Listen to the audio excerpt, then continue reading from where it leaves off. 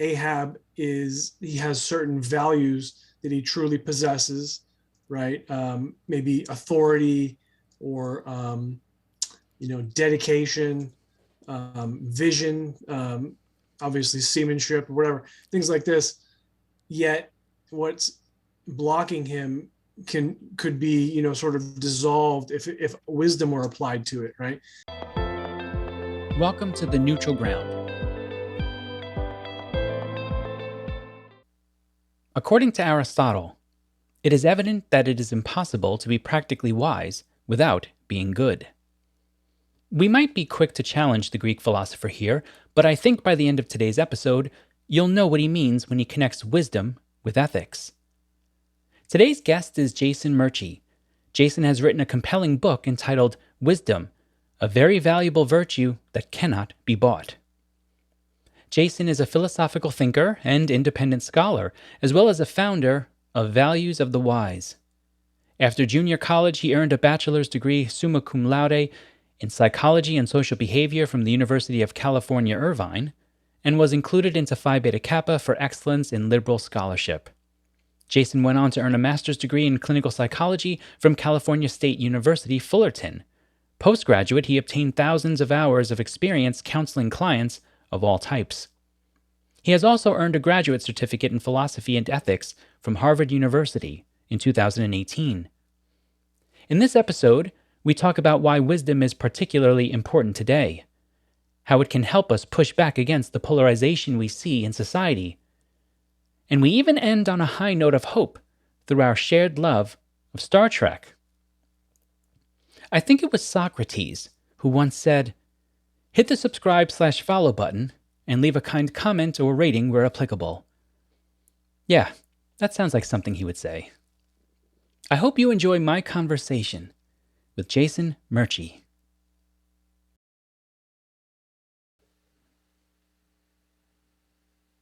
Jason, welcome to the neutral ground. How are you doing today? Great. Happy to be here. Thank you. Well, we're going to be discussing wisdom today, one of my favorite topics, and we'll be doing so through your book, Wisdom, a very valuable virtue that cannot be bought. But before we dive into some of the specifics of the book, let's get a better sense of how you're using the word wisdom here. How do you define wisdom in the context of your study? Well, that's probably the most difficult question to answer. I've found that it's a little bit elusive. Now, as the Supreme Court Justice Potter Stewart said of pornography, you know it when you see it.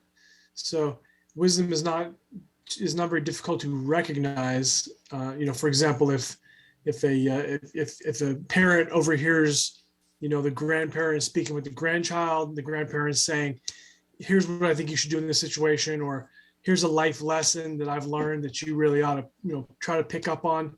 That's an attempt to communicate wisdom. It's those messages, those age old, tried and true concepts, values. A proverb is a great way to impart wisdom right down through the ages, because that's essentially a culture's way of saying, here's something we found that is so not verifiable, but so true time and time again, that we're going to make a 1 to 2 sentence encapsulation of that. We're going to call it wisdom, and we're going to say, the more concepts along these lines that you keep in your mind, the wiser you'll be. But obviously, you're looking for something a little different with your question. So I guess I would say it has a lot to do with excellent discernment. To discern or to discriminate is a skill that a wise person possesses. They see things clearly in an astute. They have an astute understanding of the way things work. Maybe the ability to predict, what's going to happen. If I do this, what are the possible, choices, results, ramifications, consequences, unintended consequences? Being able to perceive those relatively successfully is a type of wisdom. And one of the things I do in the book is to try to affix certain, subtopics to the idea of wisdom, because those you can kind of get a foothold a little more easily. So emotional intelligence, or the ability to regulate emotion using, other parts of your brain, the more cognitive or executive parts of the brain. That's a kind of a good example of, wisdom, where the rubber meets the road.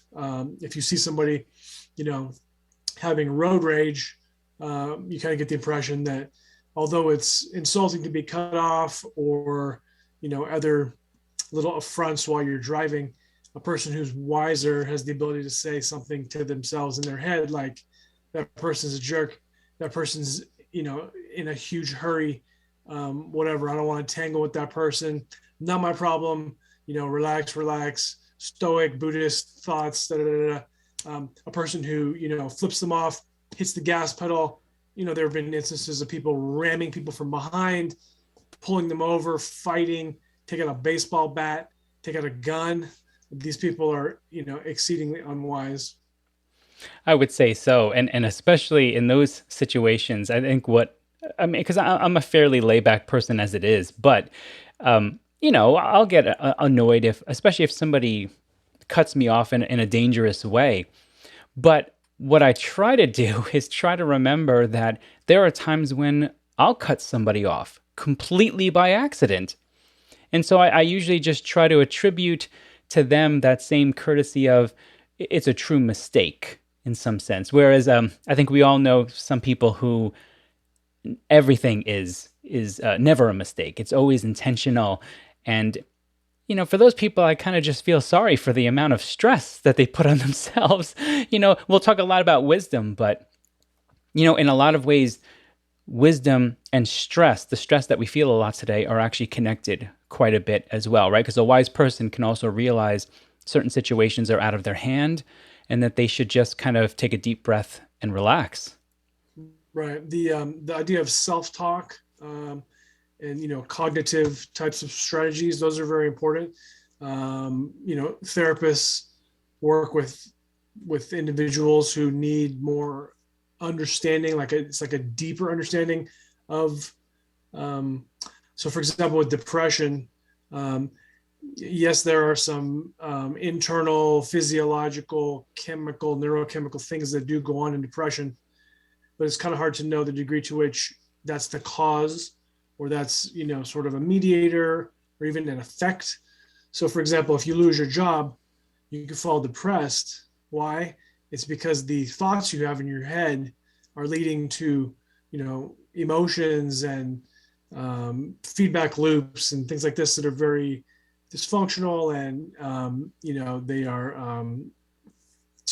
they induce and foster lower levels of serotonin in the brain, and so on and so forth. So one of the treatments for depression that is known to work very well, excluding the chemical kinds, which are almost, let's face it, magic, is to talk through what is it that's so bothersome about this thing that's sort of stuck in your craw.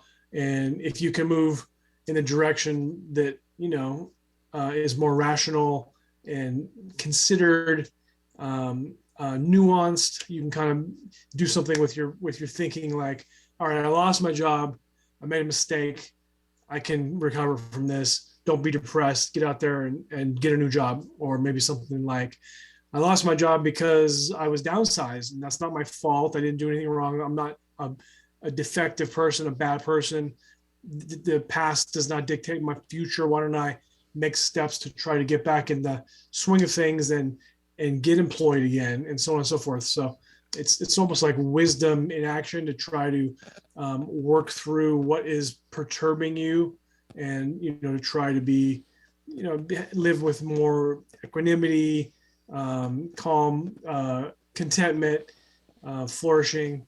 The things that the Dalai Lama and Jesus, as we know, the image of Jesus, would be counseling us to try to do with ourselves, or Marcus Aurelius. Okay, so that's a really good primer, actually, to start diving into the book proper here. Now, at the outset of this, you pose an important question within the discussion of the struggle between war and peace. We hit the ground running in your book, which I love. The question is, how do we, especially in times of great uncertainty, know right from wrong in a world filled with chaos? And your answer is wisdom. Now, why wisdom? Why not power or authority?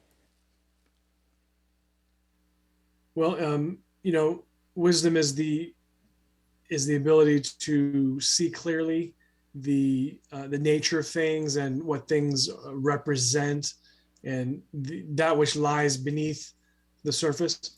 So, as an example, knowledge and facts and data are up here, but in order to turn that into something more usable and long term and stable, you need to try to translate that to wisdom.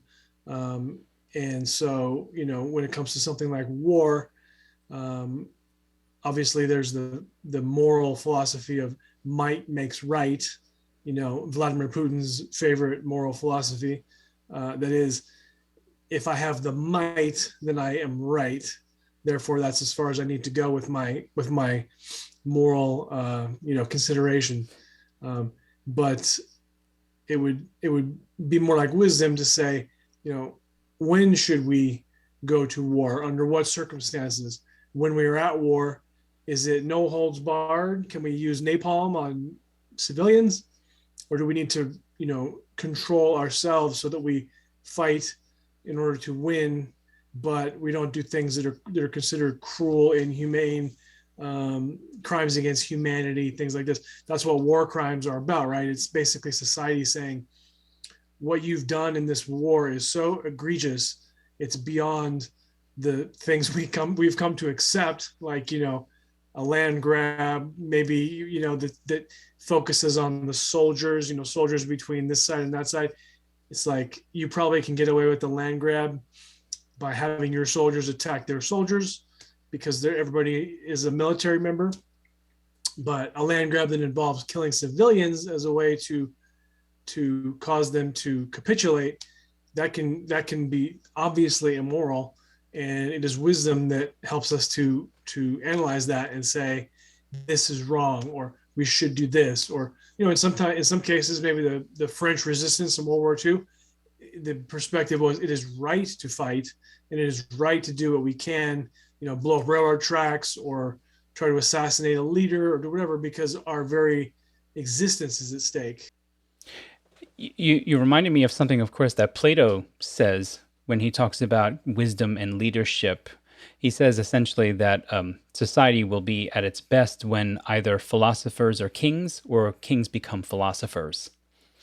And in many ways, that's you can connect, of course, the philosopher to wisdom, gaining this idea of wisdom. I think, and you can correct me if I'm wrong, I think you would probably say through your book, we can attain wisdom. Certainly someone does not need to be a king to attain wisdom, nor do you have to be, a high-level philosopher to do it either. But is there something to be said for leadership, perhaps trying to attain a bit more wisdom? Yes. The Meditations by Marcus Aurelius, it's a fascinating book. It was not a book that was ever meant to be published. It was essentially a diary that was recovered after he was, I think he was murdered. And so the world got to see what this stoic emperor was thinking. It's a brilliant glimpse into the mind of a pretty good person, good by most standards, especially by the standards of a Roman emperor. And so, it's interesting the way he was thinking. I want to be good. I want to live with equanimity and principles and calm and honor. And yet I am responsible for trying to defend Rome against invaders from the north and this, that, and the other. So that's a real philosopher king right there. And I would assume probably about the closest that any person has ever come to Plato's ideal of the philosopher king. But could you refresh my mind about the nature of your question? Yeah, no, I guess you sort of answered it in a sense, because when we think of politicians, we will sometimes talk about intelligence, right? But one of the things that we're going to distinguish here in a bit, actually coming up, I've got a question about this too. We don't necessarily do a great job of distinguishing intelligence from wisdom. Not the same thing, right? And in some sense, what Plato is saying here is the leader needs to be more wise than necessarily intelligent. And this actually probably connects with something we talked about in a previous conversation. George Washington was not considered to be all that intelligent. I know people are probably saying, what? But no, it's true. However, what he had was the wisdom to be prudent. And he took his time when he had to make difficult decisions. And so there's something to be said about maybe us as a collective body, as a republic, thinking about how wise are the individuals that we are electing in leadership, and not necessarily always so much how intelligent they are. Yeah, two things I think about that. One is that psychologist Robert Sternberg, who studied intelligence and is virtually famous for intelligence, but he kind of realized toward the twilight of his life, as is often the case, that he didn't quite have it right, and he feels sort of like wisdom is significantly more important for society than intelligence. And so he says what differentiates really great leaders from not so great ones. Well, for example, I looked at Gandhi and Martin Luther King Jr., Mother Teresa, Nelson Mandela. Take your pick. And if you compare them to Stalin and Hitler and Mao, they probably didn't differ much in IQ. It seemed that what differentiated them was wisdom. So I think it's very clear that, in one sense, intelligence is sort of like an engine that can, power a human.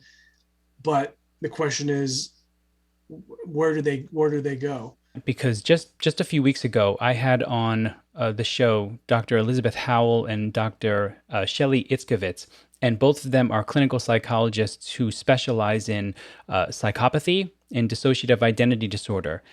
And both of you, in your books, mention the character Gordon Gekko from Wall Street, and how much of a problematic character that is in many different ways.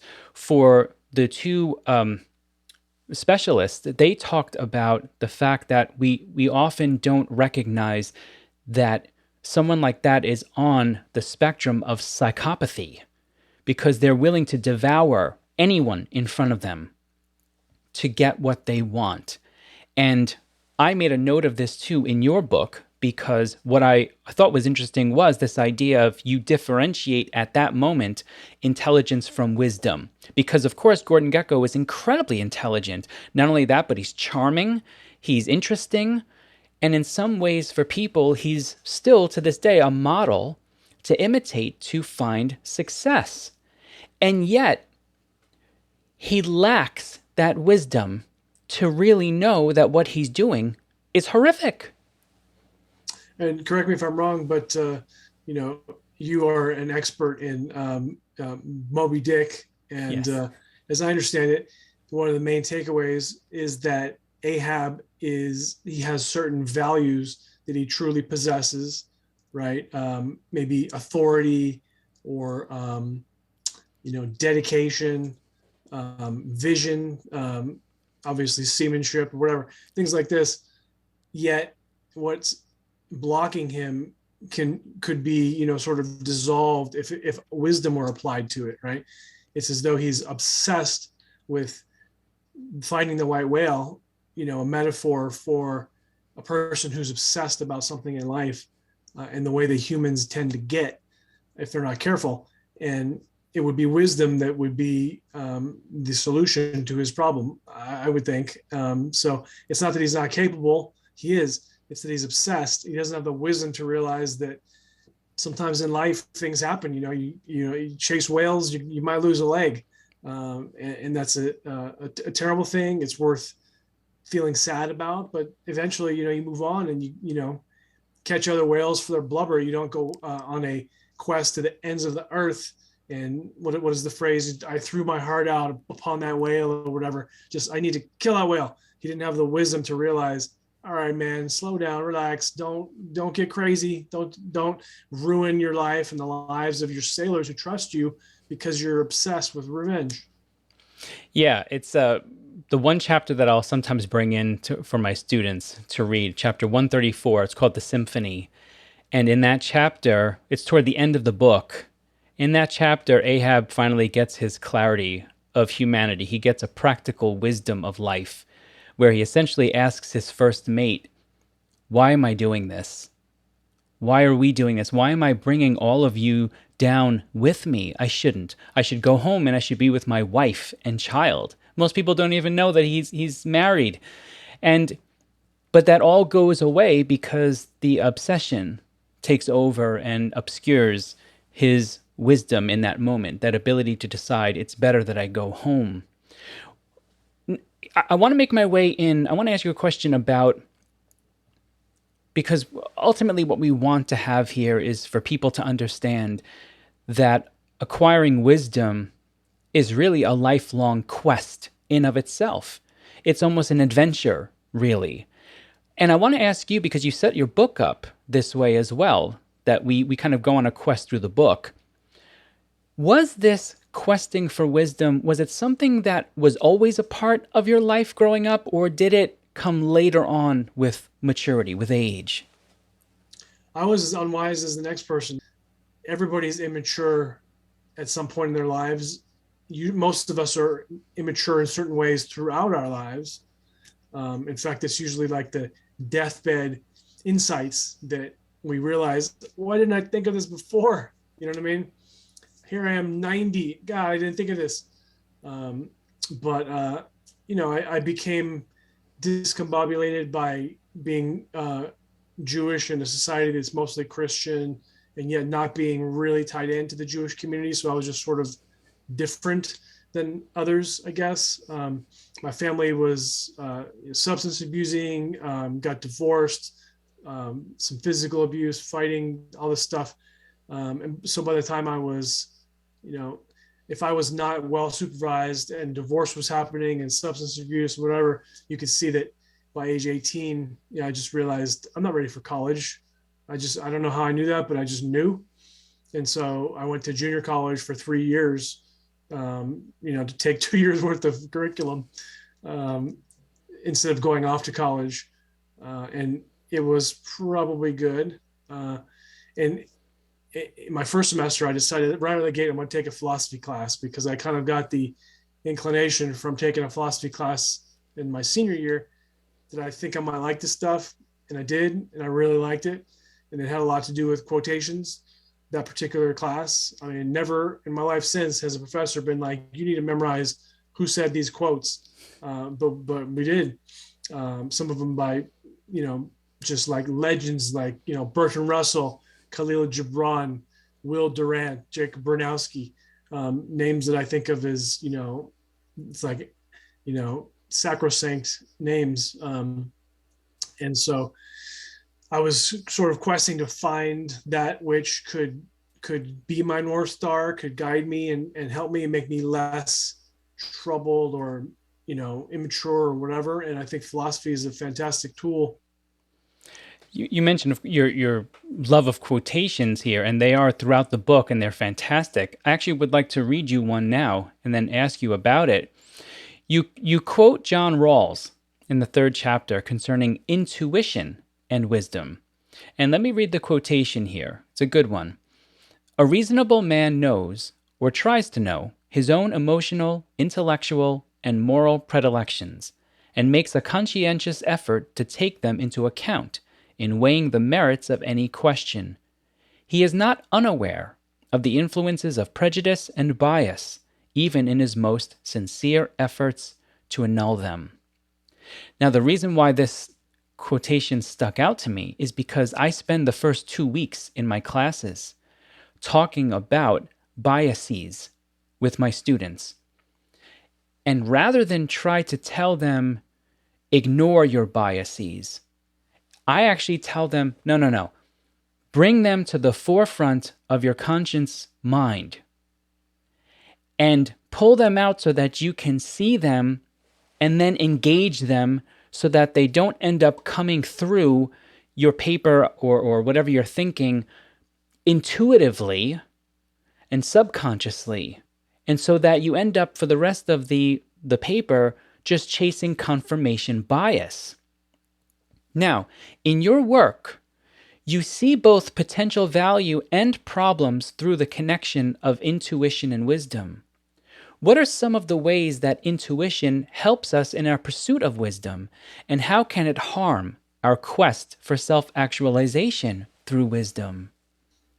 Yeah, intuition is it's absolutely amazing. I don't think that we've built a computer or have any plans to build a computer that has true intuition. Close, but just a click off, like the way that in Star Trek: The Next Generation, the character Data is close to a human, but not quite.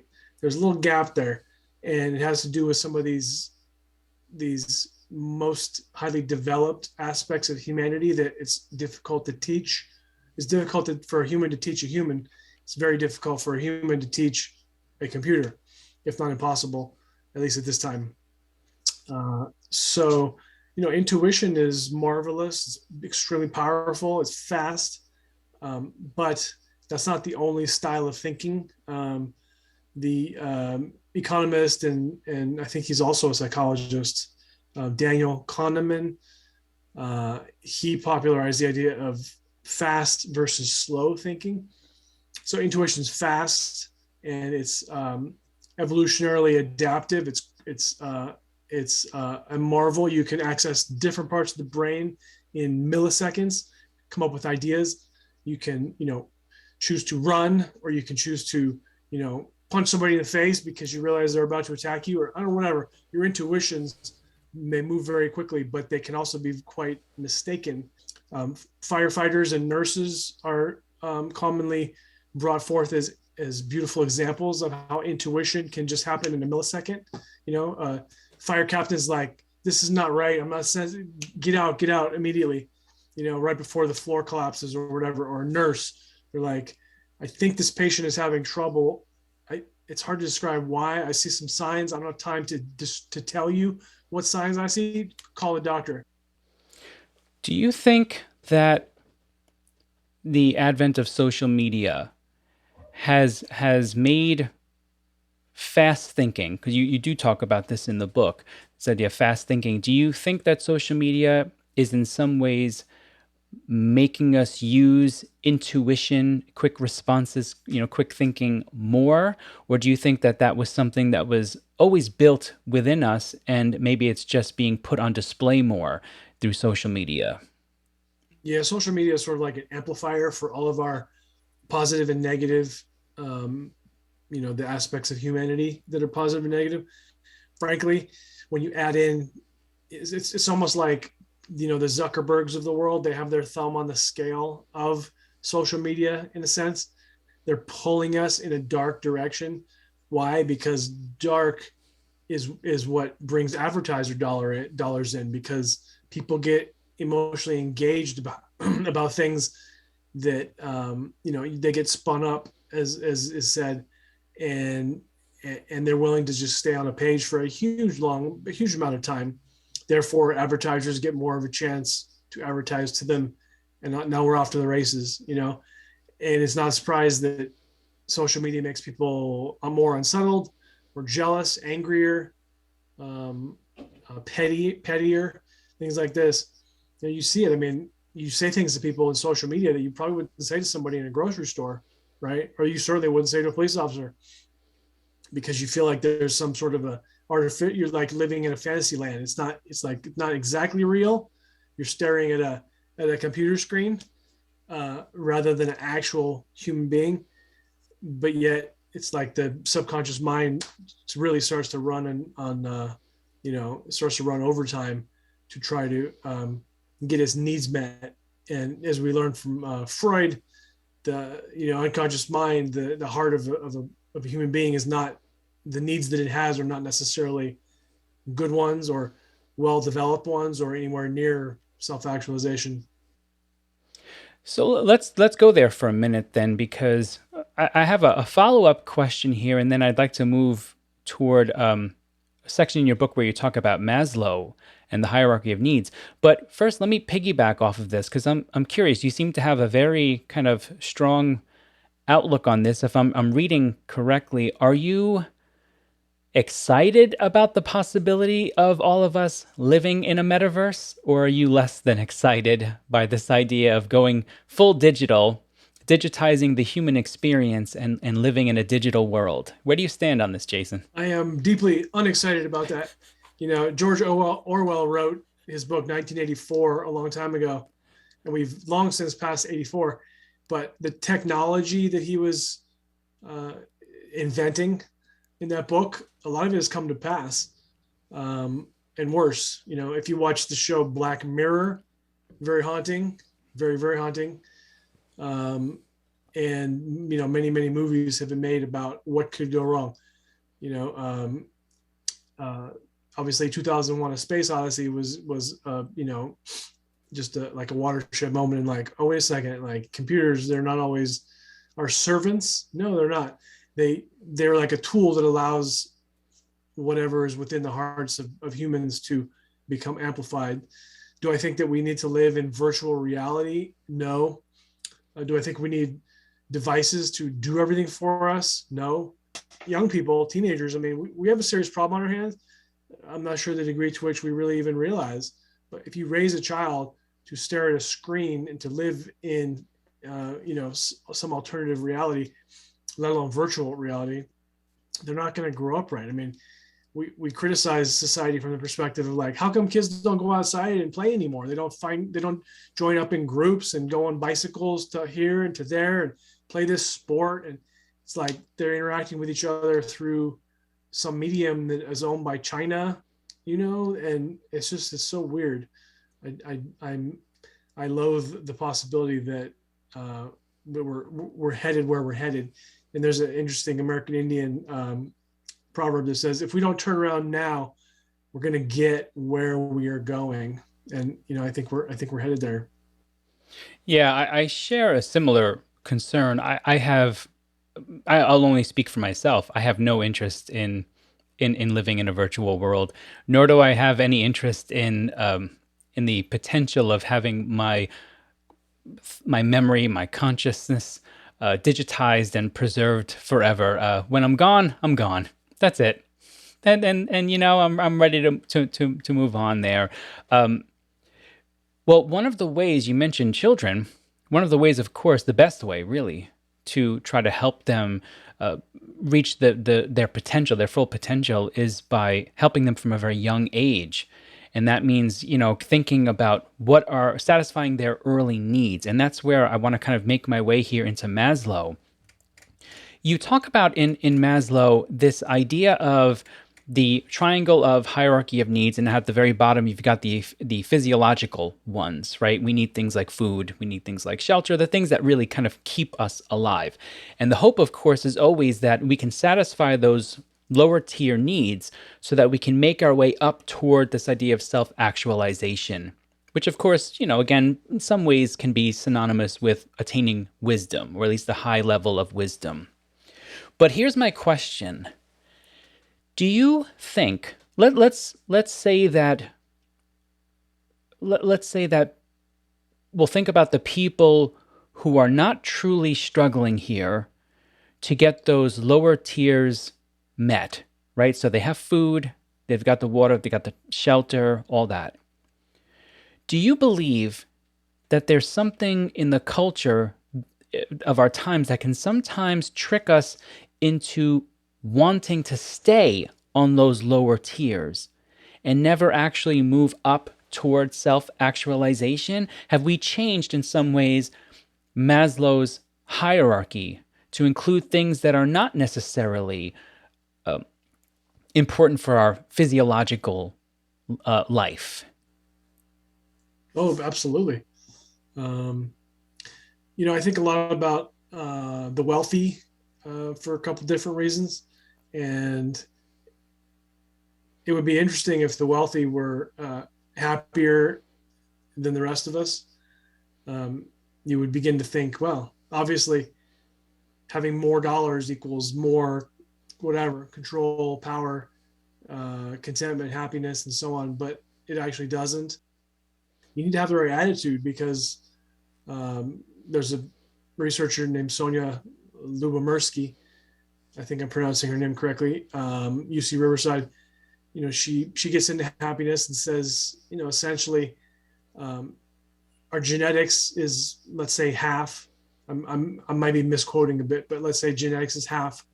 And those things that happen to us in our lives, the promotions and the um, children going off to school and losing a job and getting a car, all these things, they kind of do this to us. They bump us up a little bit and we come right back down. And so really what we're left with on top of our genes and what happens to us is our attitude about things. Well, yeah, I definitely think that the studies are out, and sometimes you'll hear the numbers differently.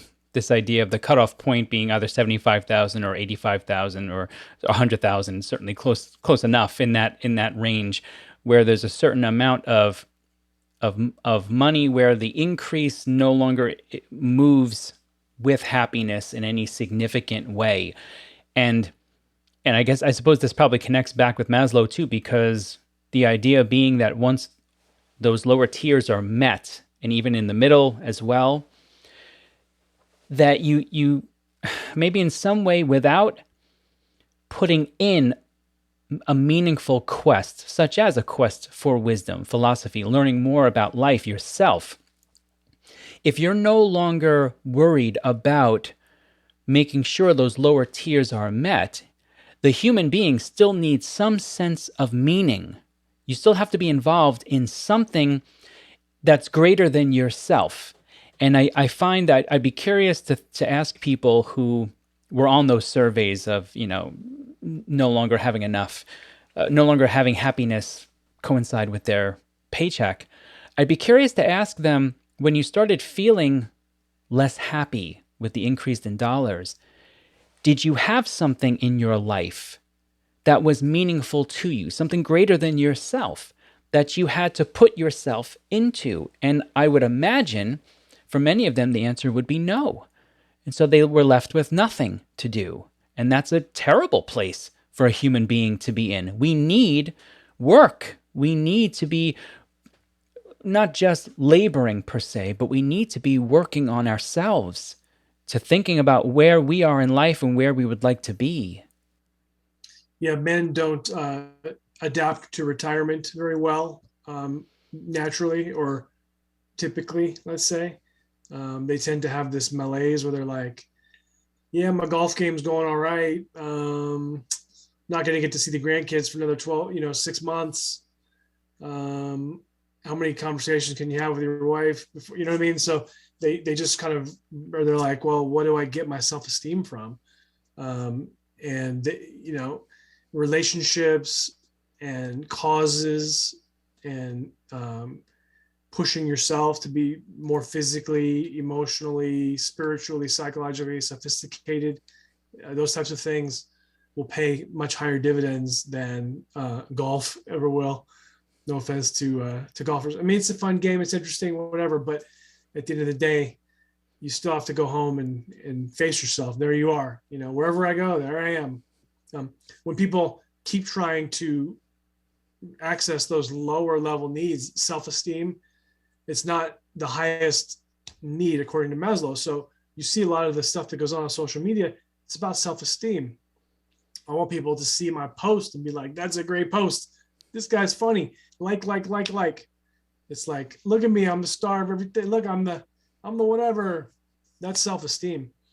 If you can just close your computer, your phone, and realize, yeah, I'm not going to go after adulation today. I don't need people to tell me I'm great. I'm doing it right. It's not necessary. Or eating, drinking, gambling, sex, working. All these things can be addictive behaviors where the person's like mentally they're like, I need to get more, try to find more. Get There's a thing called hedonic adaptation or hedonic treadmill where the brain is configured so that you keep striving for new things. It's almost a curse, right? But it is what it is.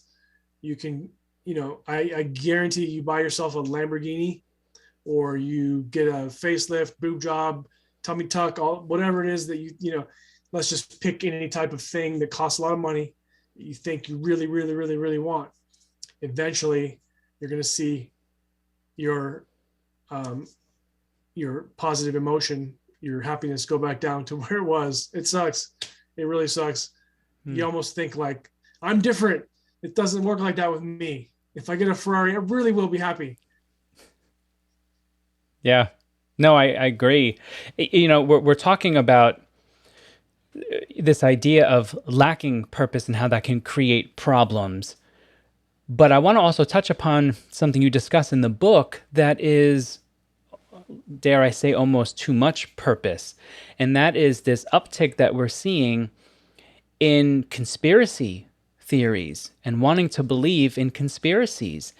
And I tried a lesson, I'll tell you, I tried a lesson last year because I kind of wanted to talk about this topic myself with my students. And what I did was I put like maybe 10 or 15 celebrities on like one side of a random generator so that they would just get chosen somebody, Selena Gomez or something like that, right?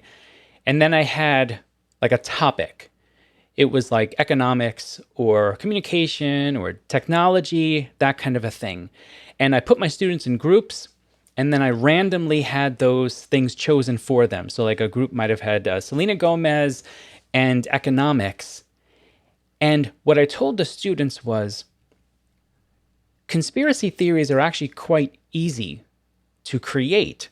All you need is one factual element that an individual can consistently go back to when they're being confronted about their theory, so that they can always fall back on that one fact and say, yeah, but this is true. So what I had the students do was find one factual element that could connect the celebrity with the topic. And then from there I said, create a conspiracy about it. And sure enough, I mean, they had a blast. They had a lot of fun. But at the end of the day, they read their conspiracy theories, and I said, do you see how easy it was to create this? And just to make rhetorical connections in between the layers. And if I pushed back against you, you could always say, yeah, but this was true. Yeah, Stephen Novella is a critical thinking expert, and he said, our brains are belief machines. We are motivated to believe, especially those things we want to believe. The default mode of human psychology is to arrive at beliefs for largely emotional reasons, and then to employ our reason more to justify those beliefs than to modify or to arrive at them. That's just how we are. Part of wisdom is realizing what human beings really are, the good, the bad, the ugly, and just remembering that, from day to day. And conspiracy theories are a very pernicious thing. They are a huge part of our society now, in part because money has mixed in with them and made them, supersized. So, when conspiracy theories mix with societal stress and mix with the profit motive, oh boy. Yeah. And there is something, though, and you do admit this in the book, which I thought was good on your part, this idea that there is a healthy side to skepticism as well, right? We always want to be on the lookout for things that we should be skeptical of. And in fact, it can be one of the more important parts of building knowledge is to have a healthy level of skepticism. How do we differentiate between healthy skepticism and obsessive patternism? Well, it's very difficult. Wisdom has a lot to do with maturity. It's almost like a habit that you build through repetitive learning and reinforcement and analysis and reconsideration, and then more experience. And uh, it's not to say that it's unattainable or that we should just forget about the whole enterprise, but it is to say that it's hard to have a simple answer for how one, deals with that continuum of belief or fervent belief on this side, and nihilism, cynicism, skepticism on this side. Every situation is different. Every person is different. Um, it's like everybody has the responsibility to determine for themselves how to deal with these powerful phenomena, like applying critical thinking and skepticism to stuff, um, to not go too far in this direction, but not have a life that is bereft of meaning. And it's like it's complicated. I could say I think you should read my book, as a possible route forward. Like, how do you tease all this stuff apart? Because it's complicated, and the more you know about wisdom and things like critical thinking and skepticism and intuition and emotional intelligence or whatever, the more sophisticated you are in those things, the easier it will be. Do I have it down? Am I like Mr. Wise? I'm not. I make mistakes like everybody else does, but I do realize that there is a thing called wisdom, and we shouldn't forget about it. And it is very powerful. We see it from Aesop's fables on forward. There are things that we ought to know, that we should learn.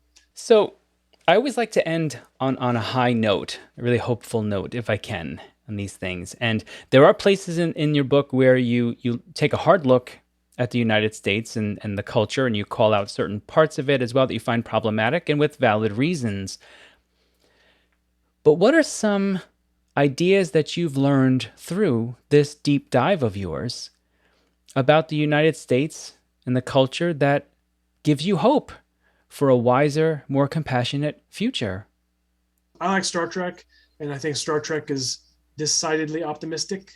Roddenberry says in the future we've solved most of our basic problems, and we have, we moved out into other parts of the universe to explore and to find out new things and meet new people, meet new life forms, because America's good. The world is good. We've got like a world government. Everybody's, nobody's extremely poor.